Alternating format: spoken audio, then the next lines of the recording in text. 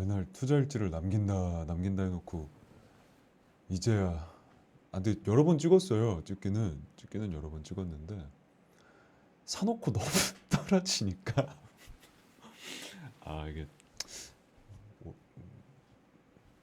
올리자마자 바로 떨어지면 좀 그래서. 근데 차라리 잘 된 게 내가 뭘 실수했나를 이렇게 말할 수 있겠더라고요. 일단 우선 제가 산 주식은 미국 주식이고, 그리고 종목은 버크셔, 클래스 B, 클래스 A 아니고요. 클래스 A는 한 주에 10억짜리니까.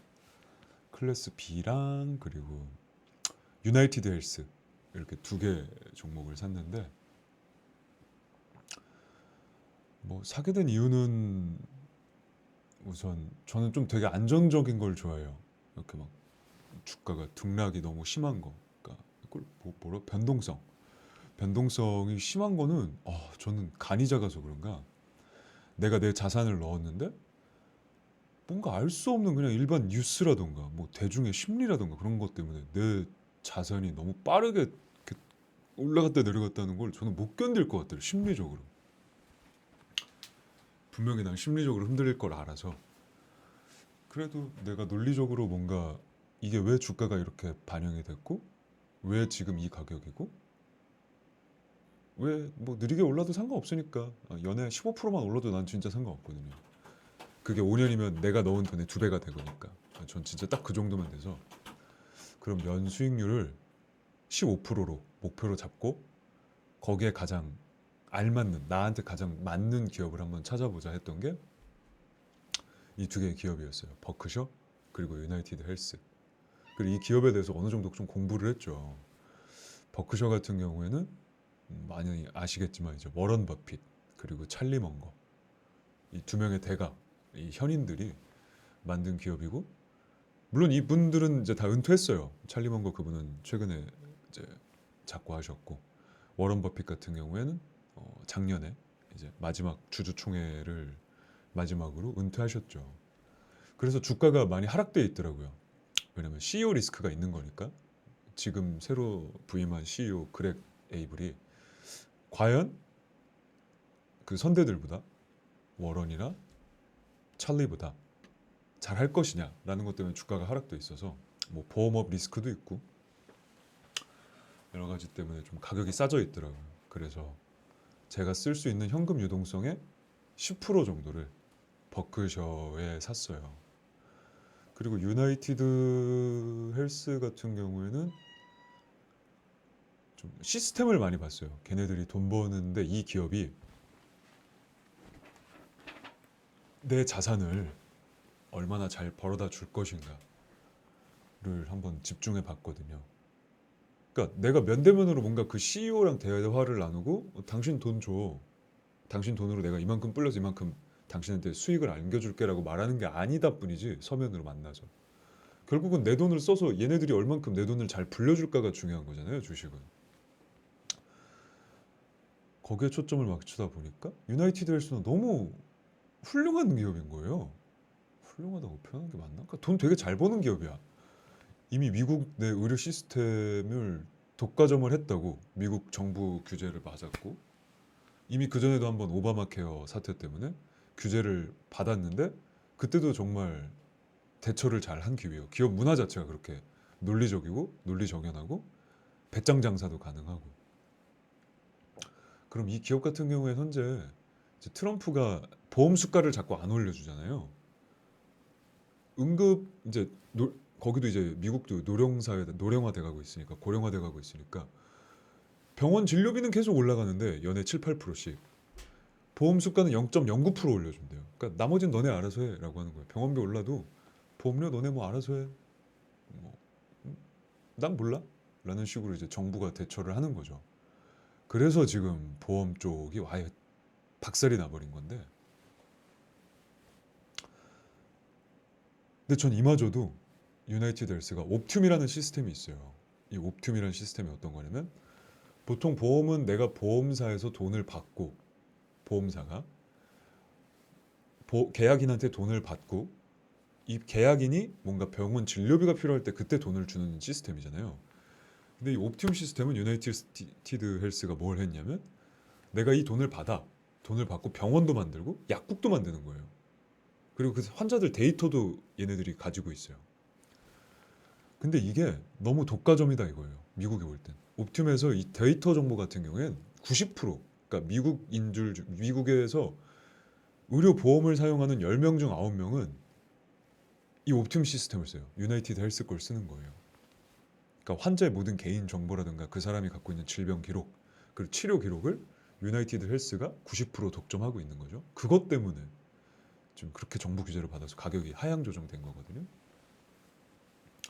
근데 얘네 이 기업이 돈 버는 시스템에는 전혀 문제가 없어요. 돈 버는 건 잘 벌어요. 다만 기업 이 구조에 있어서 문제가 생겨가지고 이제 작년 대비 순이익이 69%가 떨어졌다고. 예, 오늘자로 어닝콜이 있었죠. 그것 때문에 지금 주가가 10%가 떨어졌는데 제가 산 거 대비로는 10%, 그리고 최근 가격 대비로는 24%인가가 떨어졌대요. 어마어마하게 떨어졌죠. 그래갖고 저는 떨어진 이후로 지금 영상 찍고 있는 시점에서 한 번 더 떨어진 이후로 더 추가 매수를 했어요. 근데 제가 인간지표니까 만약 이 영상 보시는 분들 중에 저를 인간지표로 쓰실 분들은 쓰셔도 좋고 일단 저는 추가 매수를 했습니다. 왜냐면 얘네 시스템은 변한 게 없거든요.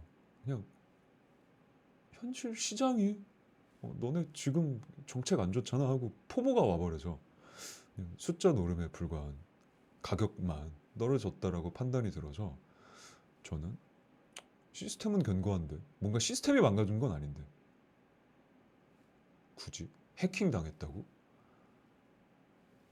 정부에서 규제를 넣는다고 얘네가 돈을 못 벌어? 그것도 아니거든요. 돈 버는 건 똑같이 벌거든요. 잘 벌거든요. 심지어 보험업으로 철대를 때렸고 지금 미국 보험업계 2등 3등은 죽게 생겼어요. 왜냐면 걔는 그런 옵팀 시스템이 없거든.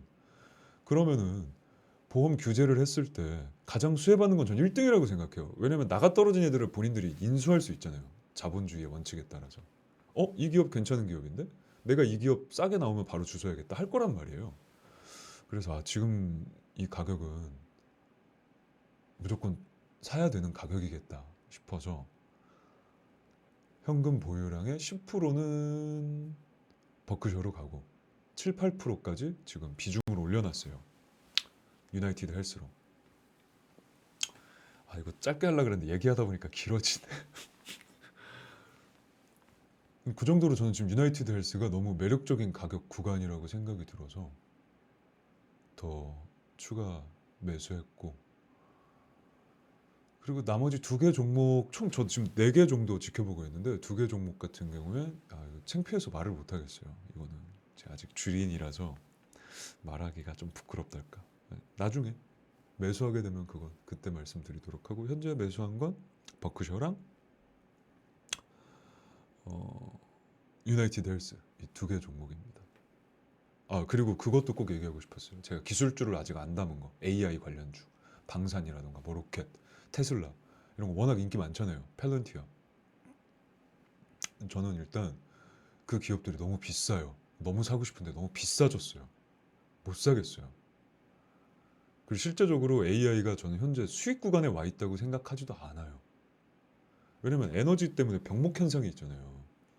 내가 AI를 하드웨어적으로 아무리 잘 만들어도요, 여러분 AI 쓰시다 보면 챗GPT나 제미나이 쓰시다 보면 한도에 도달해서 몇 시 이후에 풀립니다라는 현상 많이 겪어보셨을 거예요. 그게 에너지가 부족해서 그래요. 나만 쓰는 게 아니거든요. 나만 쓰는 게 아니라 모두가 써야 되는 거기 때문에 그 에너지 때문에 한도를 주는 거거든요. 근데 이거 내가 알아보니까 돈을 얼마를 주든 이 한도를 늘리는 건 없어요. 좀 더 고성능의 모델을 쓸 수 있을 뿐 한도를 늘리는 건 없어요. 가격에서. 내가 그래서 이 한도 늘리려고 하면 더 비싼 플랜 뭐 있나 하고 찾아봤거든요. 근데 아니더라고. 내가 기본 플랜을 쓰나 더 높은 단계 플랜을 쓰나 내가 이 모델을 쓰는 데 있어서의 한도는 정확하게 일정해요. 왜? 에너지 병목 현상 때문에. 그러면 현재 AI는 계속해서 범용화될 거란 말이에요. 옛날 인터넷처럼. 내가 뭐 닷컴 버블이다 이렇게 말하고 싶은 게 아니에요. 옛날에 검색 엔진들처럼 야후도 있었고 뭐 우리나라 라이코스 뭐 되게 많았잖아요. 아, 라이코스 하니까 되게 올드해 보이네. 무튼 그땐 그랬어요. 근데 이게 부지기수로 많아지다 보니까 결국에는 승자는 AI를 하드웨어적으로 잘 만드는 기업이 아니라 이게 에너지적으로 다 풀리고 정부 규제도 어느 정도 다 완충화됐고 했을 때 그걸 삶에 잘 녹여들 기업일 것 같은 거예요.